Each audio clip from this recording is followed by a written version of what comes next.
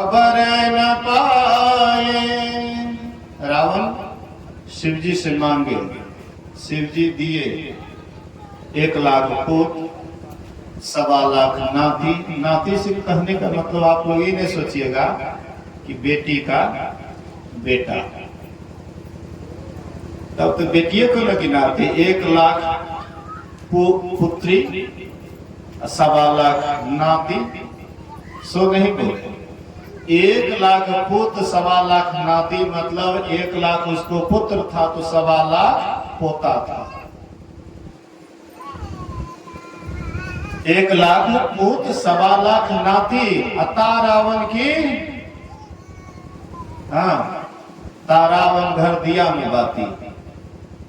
अंत में रावण के यहाँ एक दीपक जलाने वाला नहीं हुआ। क्यों? कर्म उसका अच्छा नहीं रहा, सब कुछ चला गया। सोने के महल, रुपए के छाजा, सोने के महल, रुपए के छाजा, छोड़ चले नगरी के राजा। सोने का महल था, शिव जी का भक्ति किया, शिव जी खूब दिया। मैंने सुना है कि भोले बाबा भगवान शिव एक बार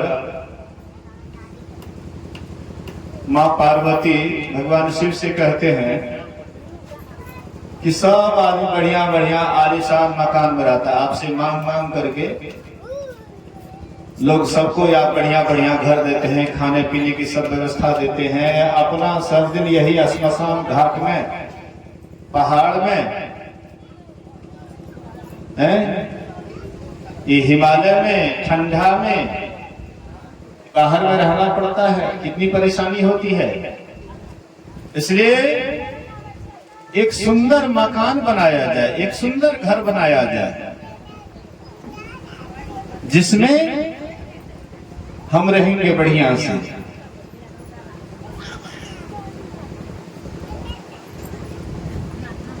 आगे हो जाइए, आगे थोड़ा थोड़ा हो जाइए, धूप कम लगेगा। आगे आगे आइए, पूरा आगे हो जाइए, कोई बात नहीं। श्री सद्गुरु महाराज की। तो भगवान शिव से मां पार्वती कहती हैं कि आप पूरा दुनिया को देते हैं, बढ़िया बढ़िया घर मकान सब कुछ देते हैं, लेकिन आप अपने लिए कुछ नहीं करते हैं। मैं बराबर रहती हूं आपके साथ, ठंडी गर्मी ये सब हाँ बहुत परेशान करता है, इसलिए अपने लिए एक सुंदर मकान बनाइए, सोने के महल, सुंदर मकान। भोले बाबा कहते हैं ठीक है, अगर तुम यही कहती है तो ठीक है। भोले बाबा विश्वकर्मा को बोले एक सोने का महल बनाओ, सुंदर मकान बनाओ। जैसी आज्ञा होती है वैसे ही बहुत सुंदर घर, बढ़िया मकान बनाए विश्वकर्मा। मकान जब तैयार हुआ तो भगवान शिव कहते हैं कि इसको पूजा पाठ करना पड़ेगा, घर का उद्घाटन हवन वगैरह करना पड़ेगा, कोई पंडित जी चाहिए। तो वह पंडित उस समय में रावण के पिता विश्वशर्मा मुनि, उनको निमंत्रण दिए कि आप आइए, ये सुंदर घर का उद्घाटन कर दीजिए, पूजा पाठ करा दीजिए। रावण उस समय छोटा था। रावण जब अपने पिता के साथ जाने लगे तो उसकी मां कहती है कि सुनो बेटा, जा रहे हो, भोले बाबा सुनते हैं बढ़िया घर मकान बनाया है, जब पूजा पाठ हो जाएगा, दान का जब समय आएगा, अगर दान मांगने के लिए बोले तो बोल देना कि यही घर हमको चाहिए। माँ सिखा दिए बेटा। रावण भी आता है पिता के साथ, पूजा पाठ सब कुछ हो जाता है, घर का उद्घाटन हो गया। तो शिव जी बोले अब मांगिए वरदान। हाँ मांगिए वरदान, क्या मांगते हैं। उधर से रावण छोटा था, वो कहते हैं कि मकाने हमको दे दीजिए, जो सुंदर मकान बनाइए हम को दे दीजिए। भगवान शिव कहा भले पीछा छोटा, चलो दे दिए। फिर पार्वती वैसे का वैसे। तो भोले बाबा औढ़रदानी थे, लेकिन जो देने के लिए जानता है लेने के लिए भी जानता है। आपको दे दिए तो क्या, भोले बाबा औढ़रदानी है, आपको दे दिए, जो मांगे दे दिए, लेकिन आप उसको बढ़िया से नहीं रख पाए। रखने का अगर आपके पास में कला नहीं है तो फिर सब नाश ही हो जाएगा ना। क्या रहा रावण का, कुछ रहा। सोने के महल रुपए के छाजा, छोड़े चले नगरी के राजा। सोने के महल, हाँ सुंदर सुंदर ये परकोटी बने हुए थे, देखने में बड़ा रमणीक लग रहा था, लेकिन कुछ भी नहीं बचा, सब उसका चला गया। कोई करे महल कोई करे टाटे, उड़ी जाए हमसे पड़ी रहे माटी। अंत में सब कुछ समाप्त हो जाता है, आप अकेले चले जाते हैं। लोभी बनिएगा, लोभ से भक्ति करिएगा रावण के तरह, अंत में वही हाल होगा जो रावण का हाल हुआ।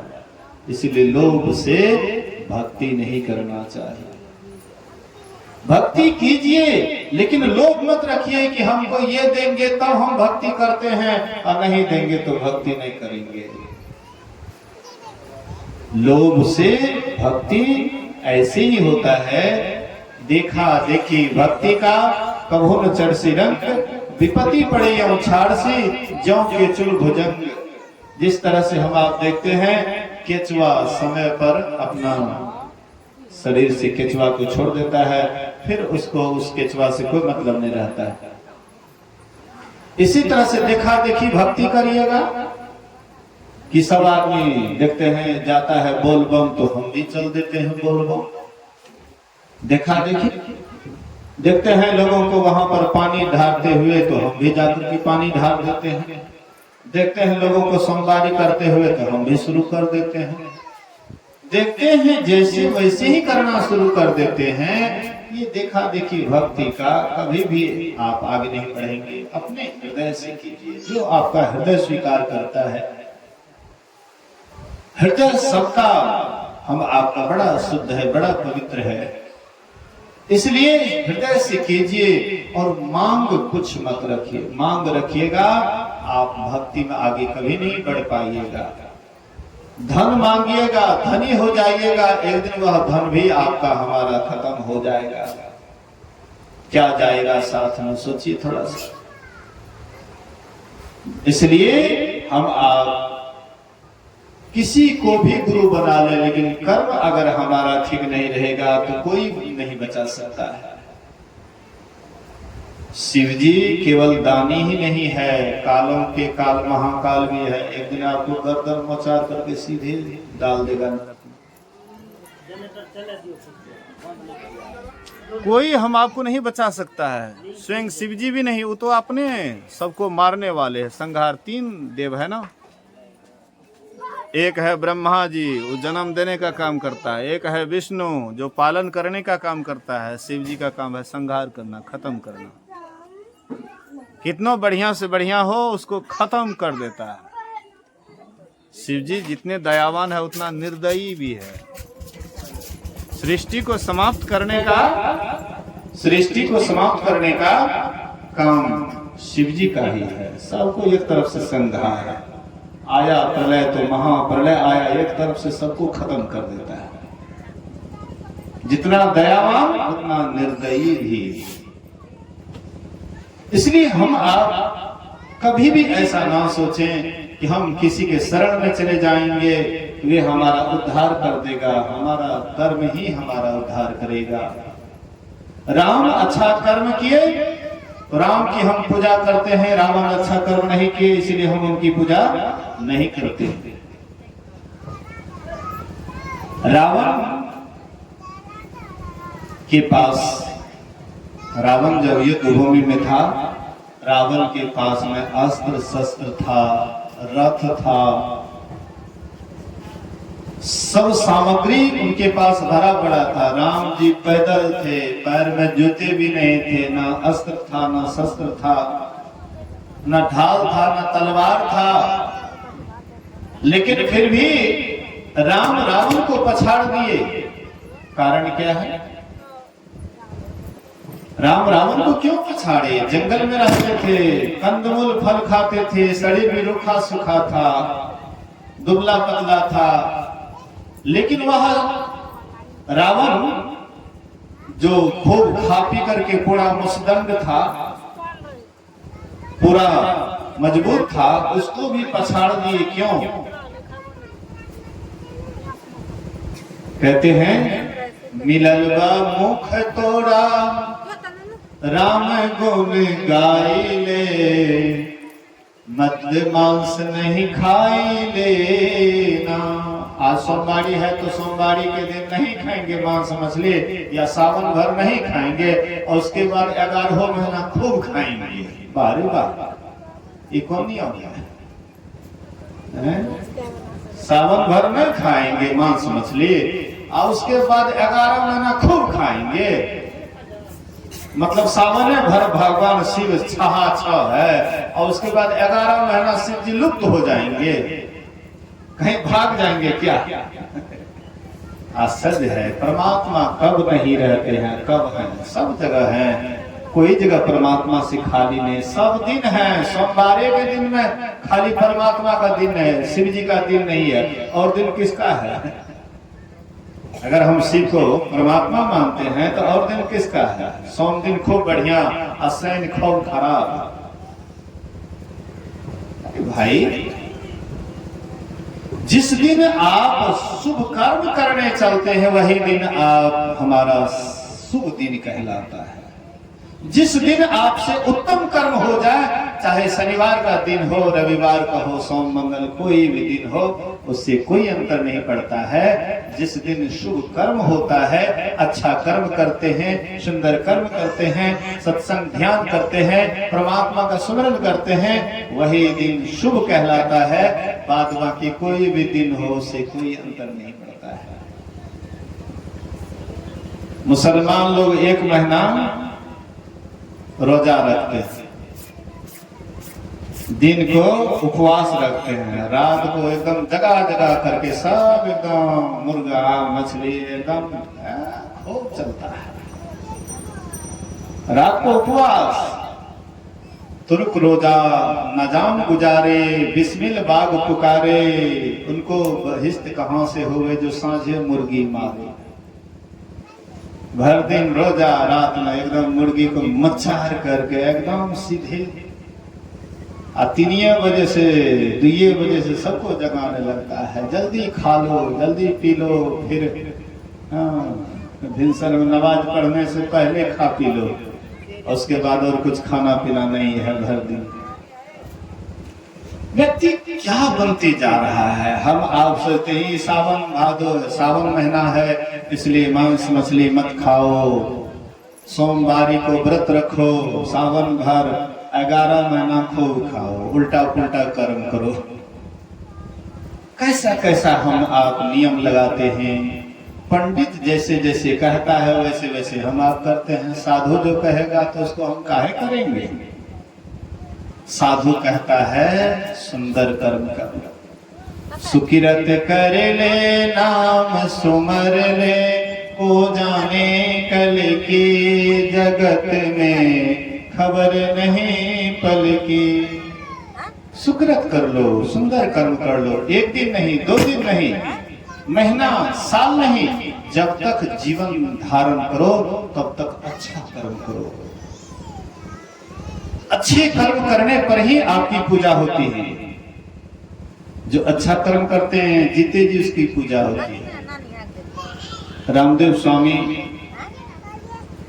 से एक महिला कहती है कि बाबा मैं पहले आपकी पूजा करती हूँ, बाद में मैं भगवान की पूजा करती हूँ।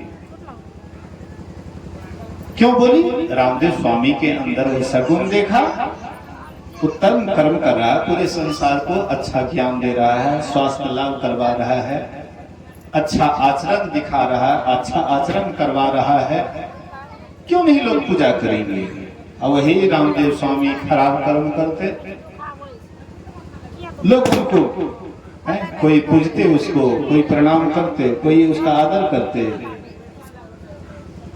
कर्म ही मनुष्य को महान बनाता है, कर्म ही पूजा है। रावण अच्छा कर्म नहीं किया, राम अच्छा कर्म किए, इसलिए राम का जय जयकार होता है और रावण का बदनामी होता है।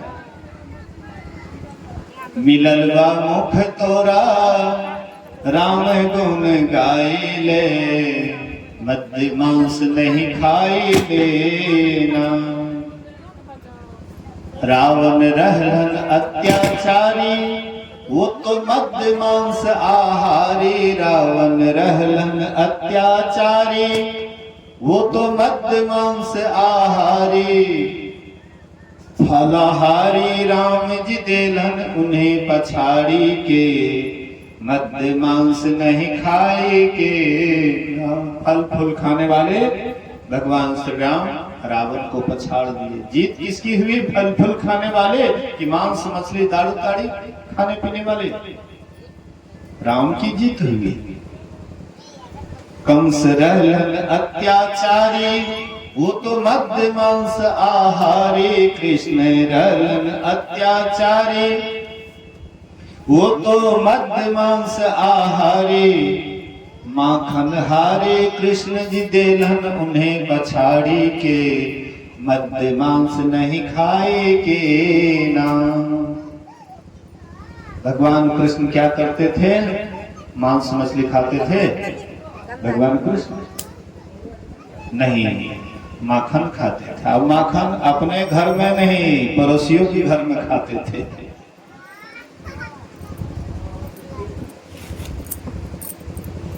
भगवान कृष्ण चोरी करते थे, माखन चुराते थे। कोनो सोना चांदी या रुपया पैसा नहीं, माखन चुराते थे। और जिसके घर में जिस दिन माखन नहीं चुराते थे तो उसका गाय बढ़िया से दूध नहीं देती थी, और जिस दिन माखन चुरा लेते थे उस दिन उसका गाय बहुत बढ़िया दूध देती थी, बढ़िया से दूध देती थी। शिकायत भी करती थी, हाँ शिकायत भी करती थी यशोदा मैया के पास। कहती थी हाँ वो छोरा कृष्ण, उसके लिए बढ़िया से माखन रख दो। जिस दिन दूध हाँ माखन खाता है उस दिन गाय बढ़िया दूध देती है। कहते माँ तो भी कमाल करती है। जब चोरी करते हैं तो जाती है शिकायत करने के लिए और कहती है कि आज नहीं माखन खाए तो गाय दूध नहीं दी। कमाल करती है। भगवान कृष्ण माखन चुराते थे। मैया मोरी मैंने ही माखन खाया, सुन मैया मोरी मैंने नहीं माखन खाया। भगवान कृष्ण मां से झूठ बोलते हैं। झूठ किस लिए बोलते हैं? अपने पेट के लिए नहीं। ग्वाल बाल गरीब थे, दूसरे का गाय चराते थे, भरपेट खाने के लिए नहीं मिलता था, इसलिए भगवान कृष्ण अपने लिए नहीं दूसरे के लिए चोरी करते थे कि हमारा जो सखे हैं, हमारा जो ग्वाल बाल है साथ में रहते हैं, हमारे पास तो कोई कमी नहीं है। 1.25 लाख गाय किनके पास था? नंद बाबा के पास 1.25 लाख गाय।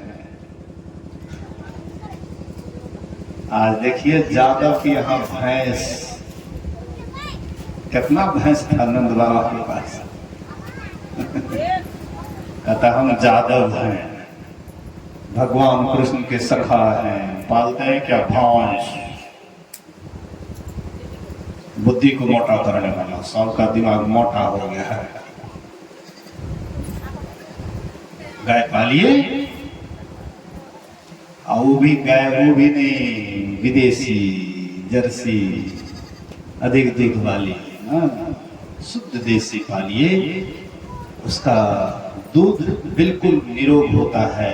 रोगी व्यक्ति को अगर देसी गाय का दूध, क्या ये स्पीकर वाला ये पता नहीं कैसा है, समझ में नहीं आता है जी, हर हफ्ता चर फर करते रहता है।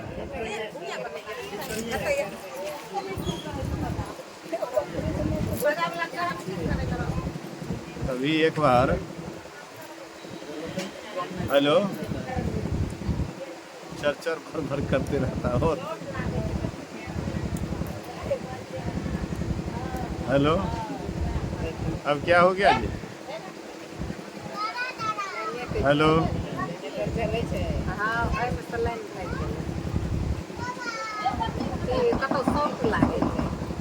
सुबह में आए तो यहाँ जो हमारे म्यूजिक मास्टर हैं लाल बाबू बोले कि हाँ वही बड़ा के टेंट मास्टर छे, तो ओकरा बड़ी जोर से लागल है।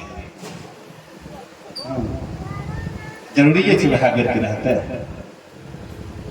अब देखिए ना चर भर अब वो बेर तो कते बढ़िया रहले, लागे छे खुटखुटा सही बात करने से।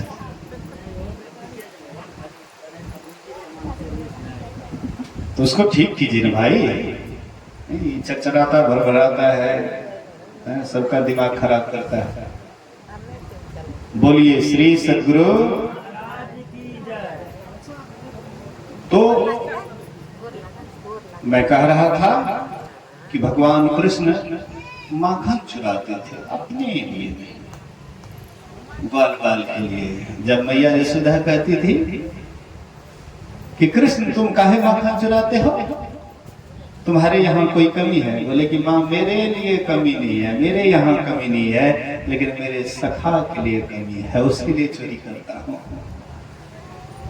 सुन मैया मोरी मैं नहीं माखन खायो, भोर भयो गयन के पाछे मधुवन मोहि पठायो। दलील भी देते हैं कि देखो हम कैसे माखन खाए, भोर जैसे हुआ वैसे ही हमको गाय के पीछे पठा दी। तो कब हमको समझ, भर दिन तो मधुबनी में बिताया, गयन के साथ नहीं रहे तो हम माखन कब चोरी किए? सांझ पड़े घर आयो, सुनो भैया मोरी मैं नहीं माखन खायो। बहुत दलील देते देते अंत में जो मुंह में लगा हुआ था, बोले कि ये क्या है, ये मुंह में जो लगा। जो बहुत कुछ बोलने के बाद अंत में स्वीकार भी करता है भगवान कृष्ण, स्वीकार भी करता है। सुन मैया मोरी मैं नहीं माखन खायो, मैं नहीं माखन खायो, मैंने ही माखन खायो। हाँ मैंने ही माखन खाया। तो भगवान कृष्ण क्या खाते थे? माखन। माखन खा करके शरीर शुद्ध हुआ, मन शुद्ध हुआ, दैवी शक्ति उनके अंदर में भरा। आ गए तो बस कंस को उठा करके पटक दिया, छाती पर चढ़ गए और एकदम सीधे ऊपर भेज दिए माखन खाकर। मिलल बा मुख तोरा राम गुण गाइले, मद मांस नहीं खाई लेना। अंग्रेज रहलन अत्याचारी, वो तो मद मांस आहारी। अंग्रेज रहलन अत्याचारी, वो तो मद मांस आहारी। दूधाहारी गांधी जी देलन उन्हें पछाड़ी के, मद मांस नहीं खाई के ना। महात्मा गांधी बकरी का दूध खाते थे, ये प्रसिद्ध है। बकरी का दूध खाते थे। बकरी का दूध बहुत पतला होता है, और बच्चे के लिए बहुत ज्यादा फायदेमंद होता है। इसलिए पहले के बच्चे जब जन्म लेता था तो सबसे पहले बकरी का दूध ही ला करके उनको देते थे। आज बच्चा का नसीब नहीं है, बकरी का दूध नहीं पीता है, इसलिए बुद्धि विकृत हो गया है। आज बोतल वाला दूध लाता है, इसलिए बोतल का आदत बचपने में पड़ जाता है, इसलिए बड़ा होने के बाद बोतलें खोजता है बोतलादास हो जाता है। शराब पीता है, दारू पीता है, ताड़ी पीता है। इसलिए संत महापुरुष कहते हैं कि ऐसा मत समझो कि मांस मछली में अधिक शक्ति है तो हम बलवान हो जाएंगे। अब जो मांस मछली नहीं खाता है, दूध खाता है, घृत खाता है, मेवा मिष्ठान खाता है, वो कमजोर हो जाता है, फल फूल खाता है, कमजोर होता है। ऐसा मत सोचो। अगर परमात्मा का भजन करना है तो सबसे पहले भोजन का सुधार कीजिए। परमात्मा की भक्ति करना चाहते हैं, परमात्मा को पाना चाहते हैं, परमात्मा की तरफ जाना चाहते हैं तो खान पान को पहले ठीक कर लीजिए।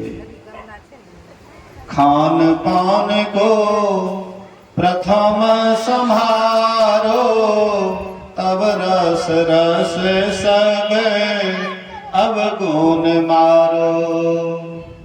पहले खान पान को सुधार कर लो। मांस मछली अंडा गंडा दाल ताड़ी सलाद तराई सबको तिलांजलि दीजिए अगर भक्ति करना चाहते हैं।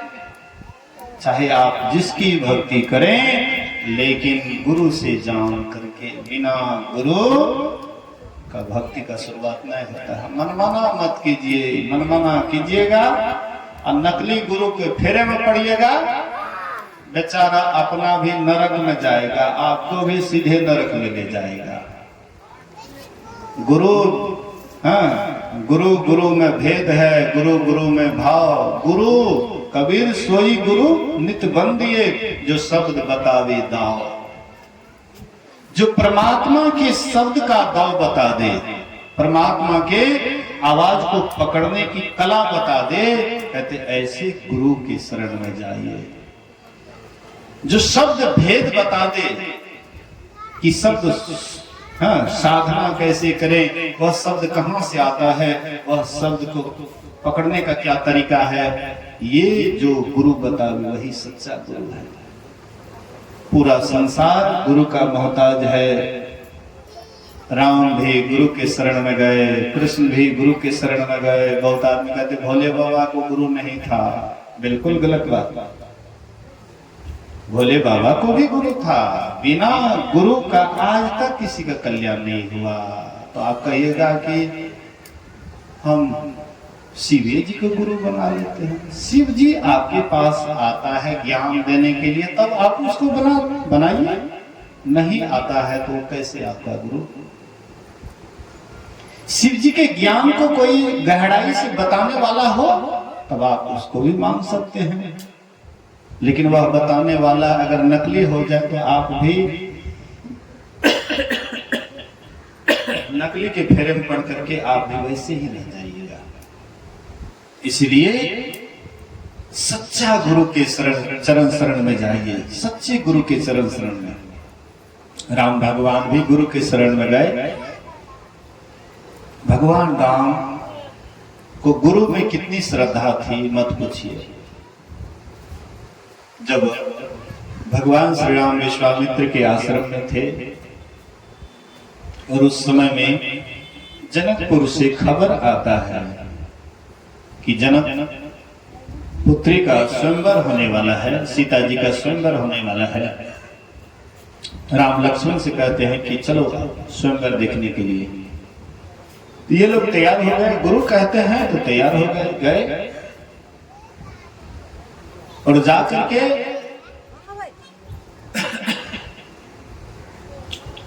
महाराज जनक की सभा में सब राजा महाराजा आए हुए थे। सब एक एक करके धनुष यज्ञ, धनुष को उठाने का कोशिश किए, लेकिन कोई नहीं उठा सके। अंत में सब झक मार के बैठ गए। बाद में राजा लोग सोचे कि चलो भाई शादी जिसके साथ हो, लेकिन एक के बाद सहस्त्र राजा, हजारों राजा एक के साथ चलो उठा लेते हैं, तोड़ देते हैं।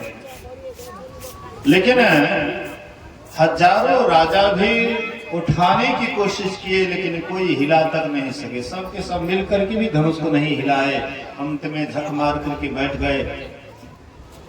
महाराज जनक अपने को कोसने लग जाते हैं कि काश अगर मैं जानता कि पूरी पृथ्वी वीरों से खाली है तो मैं इस तरह का क्रम नहीं करता, क्योंकि मेरी बेटी सीता कुमारी रह जाएगी।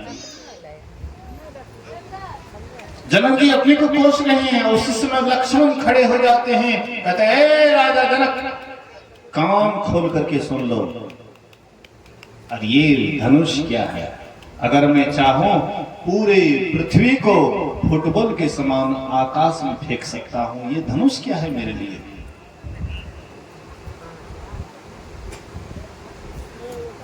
भगवान राम चुप हैं, कुछ नहीं बोलते हैं। लक्ष्मण से कहते हैं राम आओ भाई लक्ष्मण बैठो, गुरु महाराज की अभी आज्ञा नहीं हुई है, इसलिए चुपचाप। गुरु आज्ञा के कितने अधीन थे राम लक्ष्मण। लक्ष्मण तिलमिला गए, जब राम पर जो कोसने लग गए तो लक्ष्मण को गुस्सा आ गया, लेकिन राम भगवान उसको चुप कराते हैं, बैठाते हैं, आओ लक्ष्मण बैठ जाओ। जब वह शुभ मुहूर्त आया, विश्वामित्र मुनि कहते हैं उठो राम भंजहो भव चापा, मेटहु नाथ जनक परितापा। हे राम उठो और जाकर के धनुष भंग करो, सीता जी से विवाह करो। गुरु सब रहस्य को जानते थे कि सीता राम के जन्म जन्म के अर्धांगिनी है, ये विष्णु के अवतार हैं और सीता स्वयं लक्ष्मी के अवतार हैं। इसलिए दोनों का मिलन अब पृथ्वी पर दोनों का संजोग होने का समय आ गया है। इसलिए कहते उठो राम, हाँ ये धनुष को तोड़ करके सीता से विवाह करो। उठो राम भंजहो भव चापा, मेटहु नाथ जनक परितापा। राम भगवान गुरु को प्रणाम करते, जब आदेश होता है तब प्रणाम करते, तब गए धनुष के पास। अब वहां भी एकाएक नहीं उठा लिए, मन ही मन गुरु को प्रणाम करते हैं। गुरु ही प्रणाम मन ही मन चिन्हा, अति लाघ उठाई धनु लिन्हा। राम जी इतने फुर्ती से मन ही मन गुरु को पहले प्रणाम किए और तेजी से धनुष उठाए, उस पर डोरी चढ़ाए, इतना जोर से ताने कि बस धनुष बीच में ही टूट जाता है। जनक जी का संताप खत्म हुआ, सीता जी से शादी होती है। क्यों हुआ? कितने राजा महाराजा थे, कोई धनुष नहीं तोड़ सके। राम जी साधारण 16 वर्ष के राजकुमार और धनुष को तोड़ दिया। और राजा महाराजा गुरु के मोहताज नहीं थे, गुरु के अधीन नहीं थे, गुरु की आज्ञा पालन में नहीं थे। और राम गुरु की आज्ञा के पालन में रहते थे, जो गुरु कहते थे वही करते थे, अपने मन से कुछ नहीं। गुरुमुख उसी को कहते हैं कि गुरु के मुख, गुरु जो कहते हैं वही करते हैं, उसी का नाम गुरुमुख है।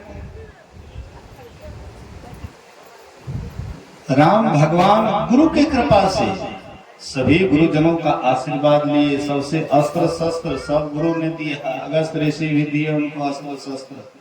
जब रावण से युद्ध होने वाला था तो उससे पहले विश्वामित्र भी जानते थे कि आगे चल करके युद्ध होगा, वो भी अस्त्र शस्त्र दिए। अगस्त ऋषि भी अस्त्र शस्त्र दिए। जितने भी ऋषि मुनि थे उनके पास जाकर के ज्ञान लिए, अस्त्र शस्त्र भी लिए, सब हृदय से दिए। अब बाद में जब सभी निशाचरों को मार करके राम भगवान जब लौटे अयोध्या, अयोध्या लौटने के बाद सुकुमार शरीर को देख करके सुंदर चेहरा को देख करके कौशल्या माँ कहती है, बेटा इतना सुकुमार चेहरा, इतना फूल के समान, तुम कैसे दुष्ट रावण को पछाड़ दिया? हमको विश्वास नहीं होता कि तुमने ही रावण का वध किया। राम भगवान को कहना चाहिए छाती ठोक करके, नहीं माँ, हमने ही मारा, हमने ही रावण का वध किया, हमने ही कुंभकर्ण का वध किया, हम इस निशाचरों को मारा।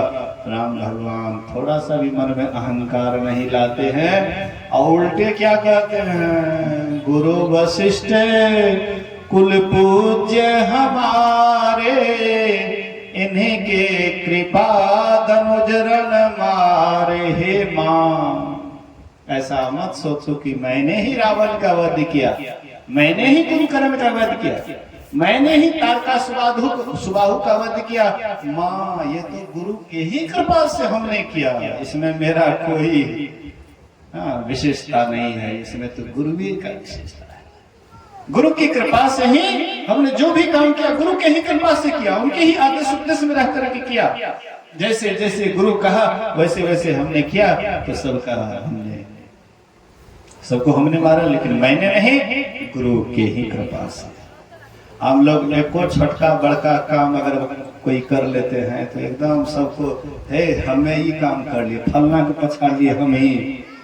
देखे छो, लड़ाई में जैसे हम जब घुस लिए तो सेब के एकदम खहर देंगे। अहंकार से चूर होकर के हम एक दूसरे के सामने बड़ाई करते हैं, अपना यश फैलाना चाहते हैं, लेकिन जो महान व्यक्ति होता है वो ऐसा नहीं करते। भगवान कृष्ण भी गुरु के अधीन थे, गुरु के आदेश उपदेश में थे। एक बार दुर्वासा ऋषि आए घूमने के लिए, भगवान कृष्ण से कहते हैं कि हमको मथुरा घूमना है। तो मथुरा घूमना है तो रथ लाया गया, और उसमें जब घोड़े जुड़ने लगे थे, बोले कि घोड़े की जरूरत नहीं है, तब क्या बोले कि तुमको घोड़ा बनना पड़ेगा, रुक्मिणी को घोड़ा बनना पड़ेगा। एक तरफ तुम लगो, एक तरफ रुक्मिणी लगेगी, या तुम ही लोगों को रथ खींचना है या पूरा मथुरा घुमाना है। हम लोग रहते तो बोलिए क्या कहते, वैसे गुरु को हम लोग कुछ भी कह सकते थे कि नहीं गुरुदेव हमसे नहीं होगा, आई क्या कह रहे हैं, हम रथ खींचे घोड़ा।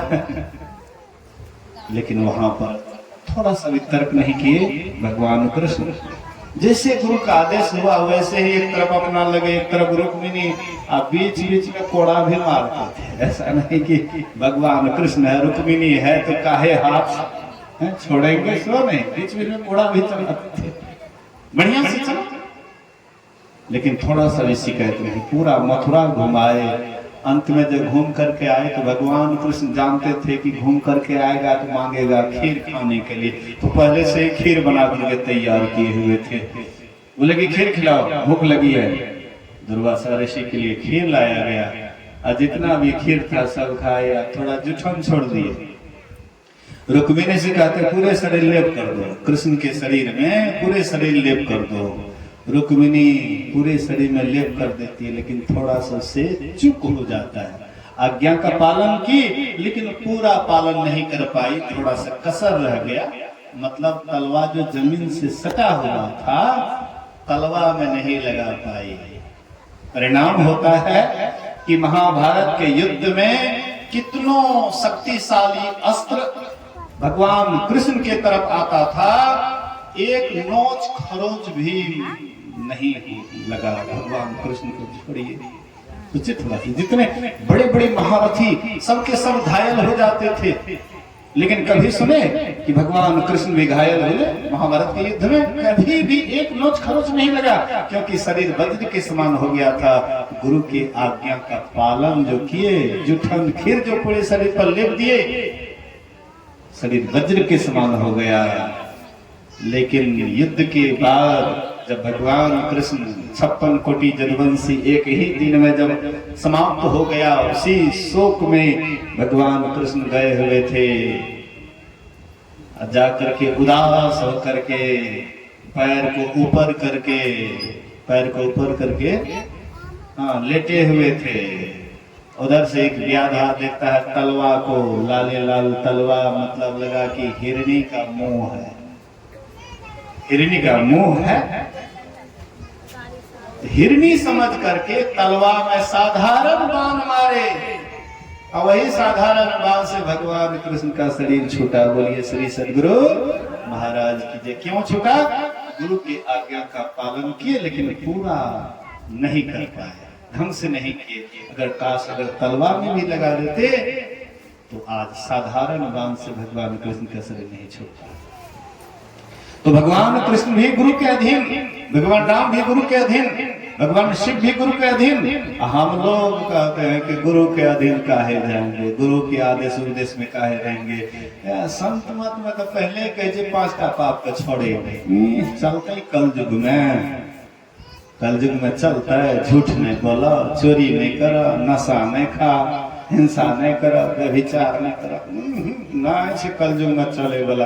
कलयुग में एहन कोनो संस्था हुआ कि सब कुछ खा, सब कुछ करी, एक बेर बोलबम जा, भोला बाबा का पाप चढ़ा दी माथा पर, ओतऽ से आबि जा, शुद्ध भए गेलिए। आब साल भर तक जे पाप करना छै करो ने, गिन के। कोई मना करे वाला छै? कोई मना कर लेता है? भगवान कृष्ण कहते हैं अर्जुन से कि हे अर्जुन, कर्म करने से पहले सोच लो, विचार लो इसका नतीजा क्या आने वाला है।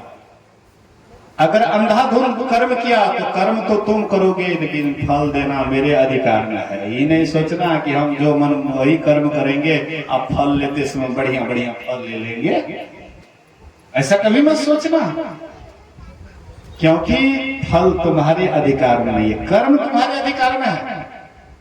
जो तुम कर्म करो वो तुम्हारे अधिकार में। हमने तुम्हें कर्म करने के लिए स्वतंत्र छोड़ा, फल लेने के लिए नहीं। अब फल लेने के लिए जब छोड़ते स्वतंत्र, तो हम लोग बड़े चालाक, बढ़िया बढ़िया फल चुन करके ले लेते हैं। कर्म करते समय में खराब, अब फल लेते समय बढ़िया बढ़िया। जब कर्म का फल जब सामने में आता है, भगवान हमरे सबटा दुख दे देलके, भगवान बड़ा निर्दयी छे, भगवान देखा तो एक रत्ती दया लागे छे, सबटा दुनिया के हमरे दुख उठा के दे देलके। भगवान किसी को देता लेता नहीं है। हम अपने ही कर्मों से सुखी होते हैं, हम अपने ही कर्मों से दुखी होते हैं। आज कोई सुखी है अपने ही कर्मों से, आज कोई दुखी है अपने ही कर्मों से। इसीलिए कर्म अगर पवित्र होगा, कर्म अगर आपका बिल्कुल साफ सुथरा होगा, आपका उद्धार निश्चित होगा, निश्चित सुधार होगा, तब उद्धार होगा, तब आप परमात्मा में जाकर के मिल जाएगा। परमात्मा है शुद्ध, परमात्मा है पवित्र, हम है एक नंबर का अपवित्र। कैसे दोनों में मेल होगा? मेल होगा तब दोनों एक जैसे होगा तब न। परमात्मा है शुद्ध, हम है अशुद्ध, परमात्मा है शाकाहारी, हम है मांसाहारी, मेल होगा।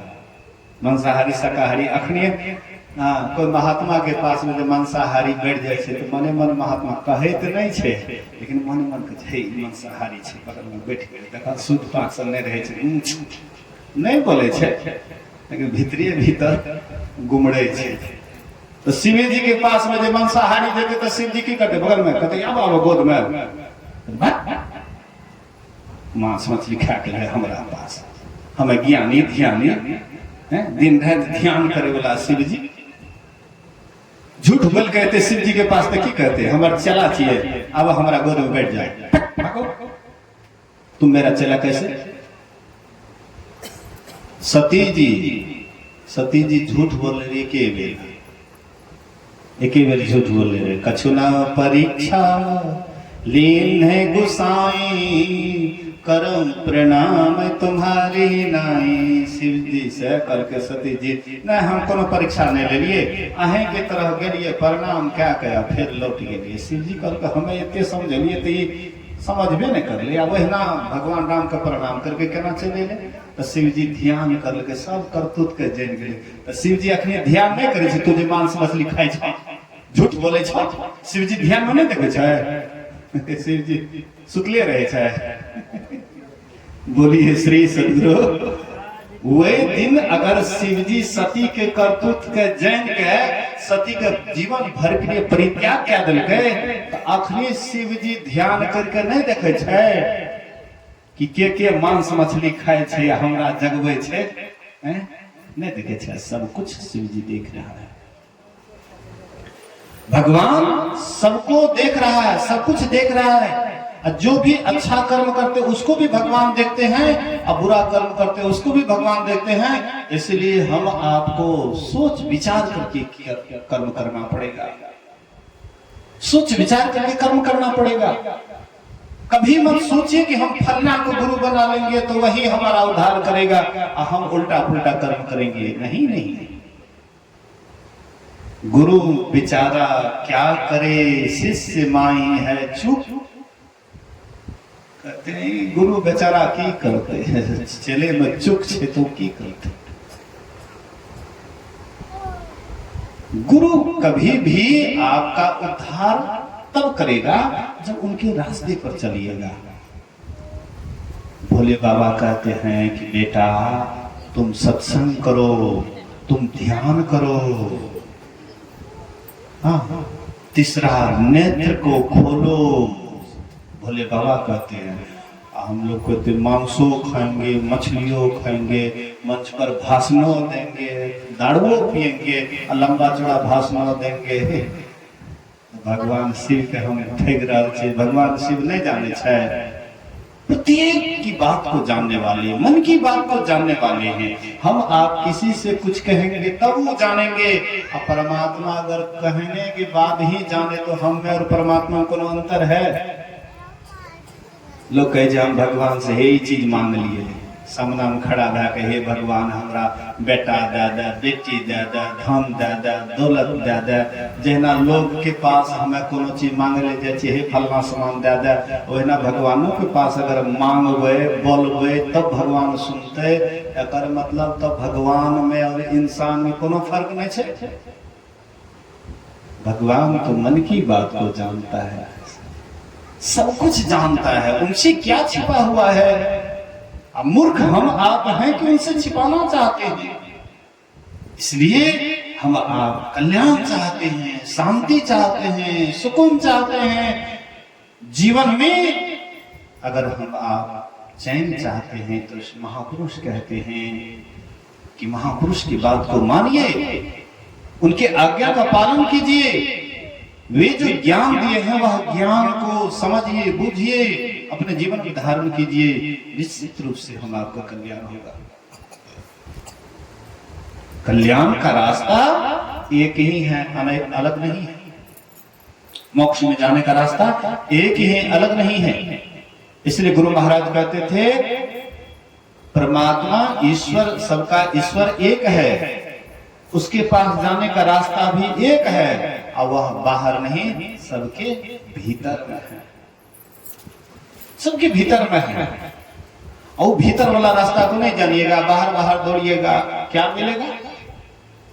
परेशान होइएगा, बुखार लगेगी, माथा दर्द होगा, पैर फूलेगा, दौड़ते दौड़ते परेशान ही परेशान होइएगा। लेकिन अंतर यात्रा में ना तो पैर फूलेगा, न बुखार, न माथा दर्द, यहाँ तक कि माथो दर्द है, बुखारो है। ध्यान में अगर मन लग गया तो बुखारो खत्म, माथो दर्द खत्म, एक को तो बीमारियों खत्म हो जाता है। ध्यान के प्रताप से कितने का बीमारियों खत्म हो जाता है, ध्यान के प्रभाव से। बाहर दौड़िएगा, परमात्मा कभी नहीं मिलेगा। भोले बाबा हमारे अंदर में है, शिव जी हमारे अंदर में है। बिंदु नाद महालिंगम शिव शक्ति निकेतनम देहम शिवालयम प्रोक्तम सिद्धिदम सर्वदेही नाम। ये शरीर ही शिवालय है। शिव जी यहाँ बिंदु के रूप में, नाद के रूप में प्रतिष्ठित हैं। आज नाद ध्यान जो करते हैं तो शिव जी की उपासना करते हैं, बिंदु ध्यान करते हैं तो पार्वती की उपासना करते हैं। और दोनों की उपासना करते करते आप एक दिन परमात्मा में जाकर के मिल जाते हैं। इसी को तो हम लोग रोज रोज गाते हैं, बिंदु ध्यान विधि, नाद ध्यान विधि, सरल सरल जग में प्रचारी, सब संतन की बड़ी बलिहारी। कोनो अलग ज्ञान थोड़े छे, शिव जी के अलग राम के अलग, कृष्ण के अलग, किसी का भी ज्ञान अलग नहीं है, समझने में फेरे हैं। इसलिए हम कहते हैं हम फलना के भगत छे, हम चिल्ला के भगत छे। अरे भैया, ज्ञान सबने एक ही बताया है, रास्ता सबने एक ही दिया है। वह बाहर का रास्ता नहीं, भीतर का रास्ता है। उसके लिए ध्यान करना पड़ेगा, अच्छे गुरु से जानबूझ करके, दीक्षा लेकर के, शिक्षा लेकर के ध्यान करिएगा। अंतर का मार्ग जो जिसको भी मिला है, एक के रास्ता मिला है, प्रकाश और शब्द का। जैसे आप संसार में देखते हैं रोशनी, प्रकाश को देखते हैं, और जैसे हम आप आवाज सुनते हैं, ऐसे भीतर में भी प्रकाश होता है और प्रभु का आवाज सुनने को मिलता है। और वही प्रकाश को देख करके, आवाज को सुनते हुए कोई भक्त परमात्मा के पास जाता है, तभी उसका उद्धार और कल्याण होता है। बात बहुतों है, लेकिन 5:30 होने वाला है, 5:21 हुआ है। ये जो सत्संग करवाए हैं बहादुर बाबू, मैंने सुबह में ही कहा था, नाम का जैसे बहादुर है, काम से भी बहादुर ही है। नाम से, नाम इसका बहादुर है, काम भी बहादुरी वाला है। मतलब इतना खर्च होने के बाद भी, बड़ा ऑपरेशन होने के बाद भी इनके चेहरे पर थोड़ी सी भी मायूसी नहीं है, चिंता का लकीर नहीं है। बड़े खुश हैं, बड़े प्रसन्न हैं कि हमको पुत्र हुआ है और हम बढ़िया से सत्संग करवा रहे हैं। आप लोग देखिए रहे हैं कि वे बड़ी उदारता के साथ करवा रहे हैं। गुरु महाराज जी करे वह बच्चा आगे चल करके अच्छे संस्कार में पले, पढ़े लिखे, शाकाहारी जीवन बिताए, और अपने माता पिता, दादा दादी, गांव समाज, देश आदि की सेवा करते हुए, परमात्मा की भक्ति करते हुए अपना उद्धार कल्याण कर ले। इसी शुभ वचन के साथ एक बार आस्था और विश्वास के साथ बोलिए प्रेम से श्री सद्गुरु महाराज की जय। आइए हम लोग कुछ भजन सुनते हैं, उसके बाद आरती को चलेंगे। श्री सद्गुरु महाराज की जय।